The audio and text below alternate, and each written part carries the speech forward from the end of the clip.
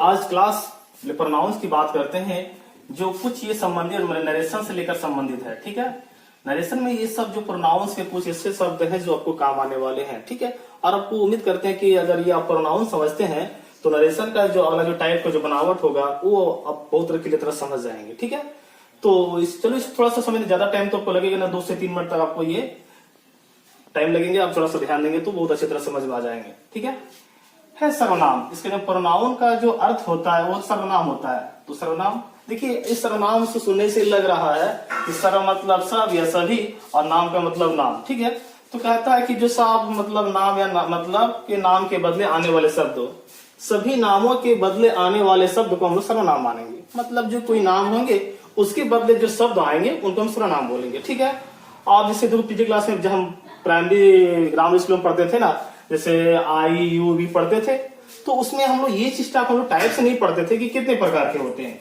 हम लोग सिर्फ पढ़ लेते थे कि आई, जैसे आई मतलब मैं हो गया और मतलब ही मतलब हो गया, तो ये आपका था सर्वनाम, इनके प्रणाम तक। तो बात अब हम लोग ठीक ही सीखे थे मिलिए कि आई मतलब मैं, ही मतलब हुआ, ये तो सर्वनाम वास्तविकता में है। लेकिन जब हम क्लास थोड़ा बढ़ेंगे, जब क्लास का लेवल ऊंचा होगा तो थोड़ा सा कुछ उसके बारे में थोड़ा डीप हमें जाना होगा। ठीक है, तो चीज सीखेंगे हम लोग। है कि a pronoun is a word used instead of a noun. कहने का मतलब हुआ कि अगर अंग्रेजी में भी आप चाहे तो याद रख सकते हैं, कोई दिक्कत नहीं है। लेकिन आपको एग्जाम में कोई डेफिनेशन वगैरह पूछा नहीं जाता है, लेकिन ये आपके सिर्फ नॉलेज के लिए है। ठीक है, तो आप ये प्रोनाउन का ये अंग्रेजी का डेफिनेशन है, आप याद रखेंगे। हमको मूलभूत बात सीखना है कि काइंड्स ऑफ प्रोनाउन, इनकी सर्वनाम के हमको प्रकार सीखना है। इनकी जो प्रकार होती है 11 होती है। ठीक है, तो हमें क्या बोलेगा सर कि हमें 11 पढ़ना नहीं, 11 नहीं पढ़ना, आपको पढ़ना है मात्र 2 ही पढ़ना है। जो 2 ही नहीं और भी आगे पढ़ना है, लेकिन आपको नरेशन से लेकर डायरेक्ट इनडायरेक्ट स्पीच से लेकर आपको 2 ही पढ़ना है। ठीक है, ये आपको 2 और 2 है। एक है पर्सनल नाउन प्रोनाउंस जो कहेंगे पुरुषवाचक सर्वनाम, और एक होगा पोसेसिव प्रोनाउंस जो अधिकारवाचक। ठीक है, तो पर्सनल नाउन प्रोनाउंस क्या होता है, देखिए एक मतलब जैसे होता है कि जैसे हम लोग थर्ड पर्सन पढ़े थे ना, पर्सन मतलब पुरुष जैसा होता था। तो ये हो गया आपका ये किसी जैसे आई मी वी यू आज ये सब क्या होंगे, सब आपका होंगे पुरुष मतलब वाचक सर्वनाम। ठीक है, यानी कि पर्सनल प्रोनाउंस।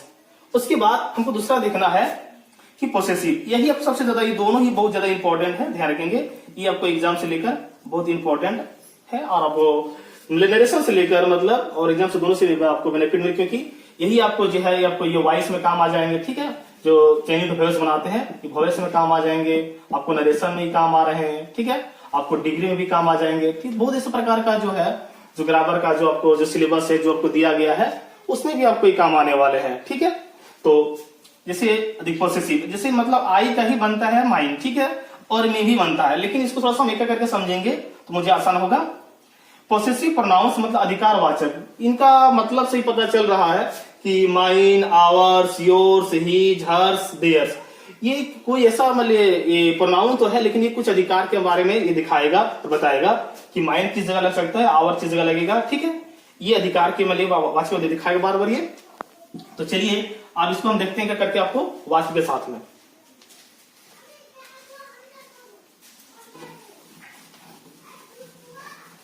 प्रोनाउंस के बारे में जब देखे तो उसमें हम क्या देखे थे, 2 चीज देखे थे कि एक पोसेसिव प्रोनाउन मतलब पहला भी देखे थे ना कि पहला भी ये था कि पर्सनल प्रोनाउंस और ये पोसेसिव प्रोनाउंस। ठीक है, अब लेकिन बीच में कांटा पड़ गया, ऐसा लगता है, लेकिन ये भी इसका जरूरत पड़ता है, आपको नरेशन पड़ जाएंगे। ठीक है, तो अब इनके जो चेंज होते हैं मतलब ये सब जो देख रहे हैं ये परिवर्तन हो रहे हैं। ठीक है, कि पर्सनल से क्या हो रहा है, ये चेंजिंग हो रहे हैं।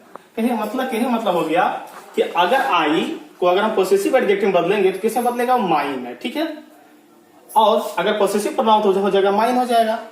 ठीक है, वी को अगर हम चेंज करेंगे पोसेसिव एडजेक्टिव में तो होगा आवर, अगर पोसेसिव प्रोनाउंस में चेंज करेंगे तो हो गया आवर्स।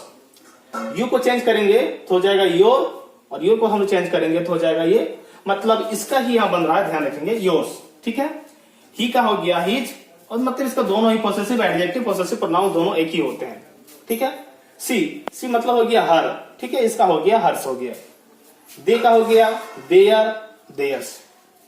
इट का इट्स। ठीक है, इट्स का ध्यान रखेंगे कि कोई इसका पोसेसिव प्रोनाउंस नहीं होता है, इसलिए इसको मैंने यहाँ नहीं लिखा, सब होता है नहीं है। ठीक है, अब चलिए इसके हम बात करेंगे उस सेंटेंस के बारे में, वो क्लियर हो जाएंगे।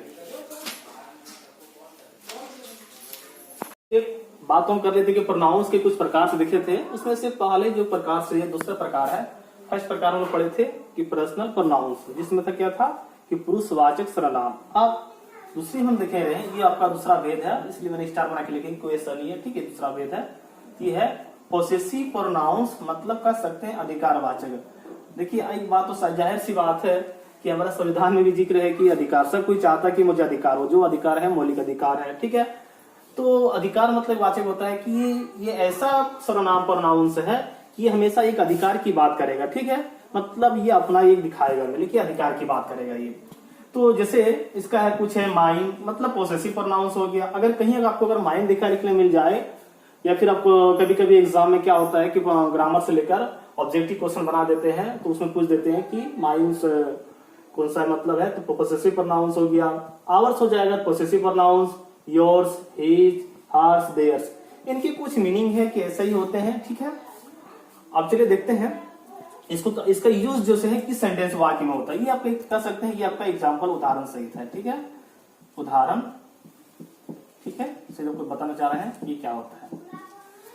अब जैसे देखिए ये है, इसमें है कि यह पुस्तक मेरी है। देखिएगा अक्सर क्या कहेगा, अधिकार जो दिखाएगा कि पोसेसिव प्रोनाउंस, जितने भी पोसेसिव प्रोनाउंस होंगे, एक बात तो आप दिमाग में सेट करिएगा, लगभग ये आपको हिंदी वाक्य के अंत में मिलेगा। हिंदी वाक्य जो होंगे या इंग्लिश सेंटेंस कुछ भी, दोनों सेंटेंस कुछ भी ऐसा होंगे, ये आपको अंत में ही देखने को मिलेंगे। कहाँ देखेंगे, मिलेंगे अंत में मिलेंगे, ठीक है, याद रखेंगे ये अंत में, लास्ट में मिलेगा। देखिए सब में आपको लास्ट ही मिला हो रहा है, देखिए सब में लास्ट दिख रहा है, देख लीजिए, ठीक है। अब गौर करेंगे, सब देखिए आपको लास्ट ही देखने को मिल रहा है, ठीक है, सब लास्ट देखने मिल रहा है। तो इसलिए कि जब इसका अनुवाद भी होंगे तो ये लास्ट में ही होंगे, ठीक है। अब जैसे देखिए यह पुस्तक, तो आप हम क्या लिखेंगे, दिस इज लिखेंगे, दिस पुस्तक यानी कि दिस बुक, ठीक है। अब जाहिर सी बात है कि यह बुक है, यह पुस्तक है, तो इसमें एक ही संख्या बात है, इसलिए इसमें इज लगेंगे। तो दिस इज, अब क्या बच गया, मेरी, तो क्या हो जाएगा, ये लास्ट में है ना, और ये पोसेसिव प्रोनाउंस है, तो ये क्या लगेंगे, माइन, मेरे या मेरी का हो जाएगा माइन। तो ये क्या हो गया आपका, ठीक है। तो कितना सिंपल था बनाने कि दिस बुक इज माइन, मतलब यह पुस्तक मेरी है। अब है यह स्कूल हमारा है, यह स्कूल देखिए एक साथ में है, तो हमें जब इसका सेंटेंस ही बनाएंगे क्या लिखेंगे, this, this school, this school, ठीक है। अब क्या लगेंगे, द स्कूल जो है, दिस स्कूल है, तो ई लगाना है ना, एक ही संख्या की बात कर रहा है। फिर ये क्या लगेंगे, हमारा, तो हमारा हमारी क्या हो जाएगा, आवर्स, ठीक है, ये हो गया आवर्स। उसके बाद है यह साड़ी उसकी है, यह साड़ी जो है उसकी है, तो यह साड़ी है ना, तो क्या लिखेंगे, दिस साड़ी, ठीक है, दिस साड़ी, ठीक है। अब साड़ी जो है बहुतों को पसंद नहीं है, क्या नहीं है, देखते होंगे कि बहुत लोग साड़ी पहनना पसंद करते हैं, कि बहुत लोग पहनना नहीं पसंद करते हैं, ठीक है। तो इसे हम लिख दिए हैं, ठीक है, लेकिन सेंटेंस बनाने में अच्छा लगा। यह साड़ी उसकी क्यों लिखे, क्यों जानते हैं, साड़ी अक्सर लोग तो जेंट्स थोड़ी पहनता है, तो जैसे लोग पहनती है ना। वो कभी कभी नाटक बनाने के लिए लोग जेंट्स पहन, बोले सर हम जेंट्स को भी पहनते हुए देखे ले साड़ी, पगला, वो तो नाटक करने के लिए होता है ना, ऐसा थोड़ी ना होता है, ठीक है। ऐसा तो लेडीज ही पहनती है, इसलिए क्या हो जाएगा, ईच, ठीक है। अब उसकी है, तो देखिए उसकी के लिए क्या हो जाएगा, अब ये हर जो है, हर्ष है ना, ये लड़का लड़की दिखाएगा, मतलब मेल फीमेल को दिखाएगा, ठीक है। तो लड़की है तो जैसे कोई लेडीज होगी ना, ठीक है, ये हो जाएगा हर्ष हो जाएगा, ठीक है। वह घड़ी उसकी है, अब देखिए अब घड़ी जो है उसकी, घड़ी देखिए स्त्रीलिंग है, ठीक है। तो जैसे यहाँ घड़ी मेरी है, जैसे कलम स्त्रीलिंग हो गया, या कलम मेरी है, तो अब तो आपको लगेगा कि वह घड़ी उसकी है, तो लगेगा हम क्या बनाए, तो लगेगा फिर स्त्रीलिंग है, नहीं स्त्रीलिंग नहीं है। और घड़ी तो आप यहाँ डेट लगाइए, ठीक है।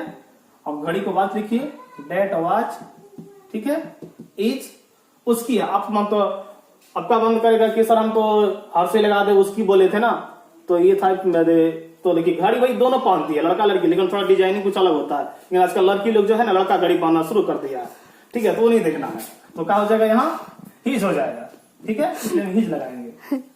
अब आ गया उन लोगों का। अब देखिए इसमें कोई ऐसा ऑब्जेक्ट आपको कर्म तो दिख ही नहीं रहा है, तो क्या बनाए, तो वहां का डेट लिखेंगे, ठीक है, डेट। अब क्या लिखे, डेट के बाद इज लिखो ना, इसके बाद तो कुछ तो है ही नहीं, तो डेट इज उन लोगों का, तो देयर बना दो ना, ठीक है। एक बच गया है, वह तुम्हारा है। तो हम चाहते हैं कि ये आप क्यों ट्राई करके देखें, कोशिश करके देखें कि समझे कि नहीं समझे हैं, ठीक है। अब ये कोशिश करेंगे, ठीक है, बन जाएंगे।